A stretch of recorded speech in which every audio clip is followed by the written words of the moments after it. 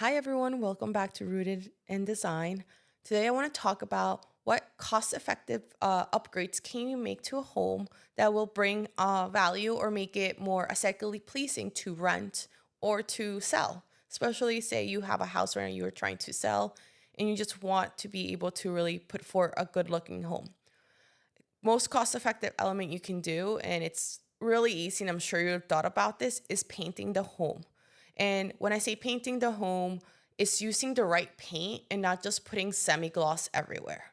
When It's been a joke in the real estate field, they call it the landlord special, where everything tends to be semi-gloss, white and plain, but that really is not aesthetically pleasing. By taking a few steps and picking the right type of paint and colors would really uplift the home. For instance, yes, you can use semi-gloss in bathrooms because it's a wet area and it can be waterproof painting. But in most spaces, you want to use eggshell or matte if it's like an area that doesn't get a lot of traffic. You want to use flat for ceilings. And then if you really want to show a little shine, you could do semi-gloss for your moldings and elements like that. But I also like using eggshell there. And I always say, like, if you're trying to be selling a home or renting a home, uh, you could go all white or off white, but adding a few colors here and there in certain areas will make it more homey and livable where people can see themselves living there. And it gives it more character. Just don't go with really dark colors that may make the spaces look smaller than they are. And if you do have existing wood doors and wood frames, just refinishing them and doing like a glaze on it, a stain, would make it a lot better than just painting it a color that might leave a lot of streaks, because you would need a really well versed painter to do that properly. Other cost effective elements is refinishing wood floors, as well as doing new floors that are efficient. Carpets are not really good. I personally think they can be used as accents, but at the end of the day, it's best to use LVT, which is luxury vinyl tile or planks. And then in areas like the bathroom or the kitchen, you can use actual tile because it's easier to clean. And there are waterproof luxury vinyl tiles now that can be used in like powder rooms or smaller bathrooms, and it's waterproof and easy to clean if you want something smooth, consistent and smooth going through the spaces and not needing to buy tile. And lastly is refinishing your kitchen cabinets. I know renovating kitchens can get costly with the cabinets, but if you have those older, beautiful wood cabinets, it's easy to sand them and refurnish them. You just need to find the right cabinet vendor to do that for you.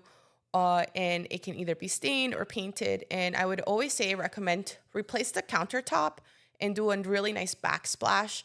And because and making sure you have a good hood vent for the stovetop will really upgrade your whole kitchen. But if you also do like stainless steel equipment, so stovetop, hood, refrigerator, microwave, etc. All those elements really lift up your home in value and aesthetics without really hurting your pocket too much.